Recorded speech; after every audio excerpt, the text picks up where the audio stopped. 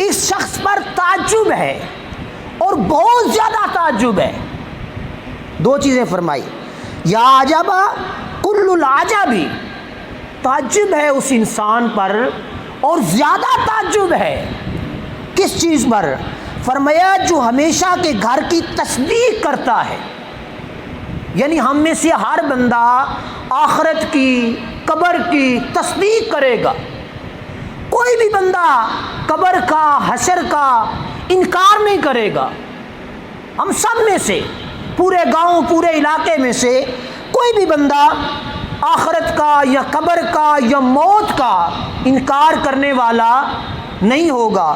تو حضور علیہ الصلوۃ والسلام نے فرمایا تعجب ہے اس شخص پر جو ہمیشہ کے گھر کی تصدیق کرتا ہے، حالانکہ وہ دھوکے کے گھر یعنی دنیا کے لیے کوشش کرتا ہے۔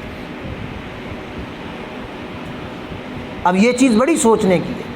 فرمایا تعجب ہے ایسے انسان پر، تصدیق تو وہ کرتا ہے کہ میں مر بھی جاؤں گا، قبر بھی ہوگی، مجھے اٹھایا بھی جائے گا، سوال جواب بھی ہوں گے، آخرت بھی ہوگی، عذاب بھی ہوگا، ساری چیزوں کو تسلیم کرتا ہے، مانتا ہے کہ ایسا معاملہ میرے ساتھ ہوگا، لیکن سارا کچھ کرنے کے باوجود عارضی دنیا کے لیے کوشاں ہے، عارضی دنیا کے لیے تگ و دو ہے، عارضی دنیا کے لیے بھاگم بھاگ ہے۔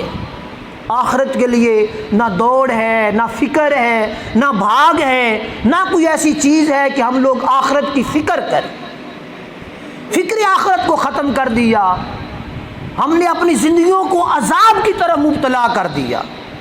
تو فکر ہوتا ہم لوگوں کو آخرت کا، مانتے جو ہیں، فکر ہوتا تو ہم لوگ نماز کے تارک نہ ہوتے، فکر ہوتا تو ہم دین کے لیے، ایمان اور اسلام کے لیے اپنا وقت جو ہے وہ وقف کر دیتے، لیکن ہم لوگوں نے اپنا وقت دین کے لیے نہیں نکالا، دنیا کے لیے ہم لوگوں نے نکال لیا۔